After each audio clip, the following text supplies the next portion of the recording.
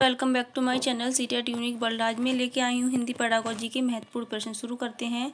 पहला प्रश्न है, बच्चों में भाषा सीखने से होने वाला प्रभावपूर्ण परिवर्तन है व्यवहार में परिवर्तन।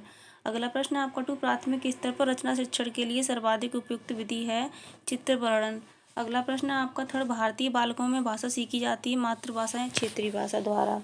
अगला प्रश्न आपका 4 डाल्टन विधि का प्रवर्तक कौन है? Miss Parkhurst. अगला प्रश्न है आपका 5 भाषा शिक्षण में व्यापक उपचारात्मक शिक्षण हेतु सर्वाधिक उपयुक्त है कक्षा शिक्षण नियमित रूप से होने की व्यवस्था की जाए। अगला प्रश्न आपका 6 त्रिभाषा सूत्र की रचना हुई थी 1956 ईस्वी में। अगला प्रश्न 7 कक्षा में किसी वस्तु का वास्तविक स्वरूप चित्र द्वारा स्पष्ट किया जाना संभव न होने की स्थिति में प्रयोग करना उचित होगा प्रतिरूप मॉडल। अगला प्रश्न आपका 8 हिंदी भाषा के मौखिक व्यवहार में शब्दों का शब्द उच्चारण निर्भर करता है बोलने के अनुतान पर। अगला प्रश्न आपका 9 एक समावेशी कक्षा में भाषा शिक्षण की समस्या है उपयुक्त भाषा परिवेश का निर्माण न हो पाना। अगला प्रश्न आपका 10 मातृभाषा शिक्षण का ज्ञानात्मक उद्देश्य नहीं है उच्चारण का ज्ञान प्राप्त करना।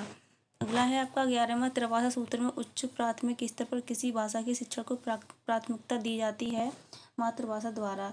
अगला प्रश्न आपका 12वां दिन रात में उपयुक्त समास है द्वंद्व। अगला प्रश्न आपका 13वां विद्यालय में उपयुक्त संधि है दीर्घ संधि। अगला प्रश्न आपका 14वां सबल में उपसर्ग है स। अगला प्रश्न आपका 15वां मनोरथ में कौन सी संधि है विसर्ग संधि। Thank you.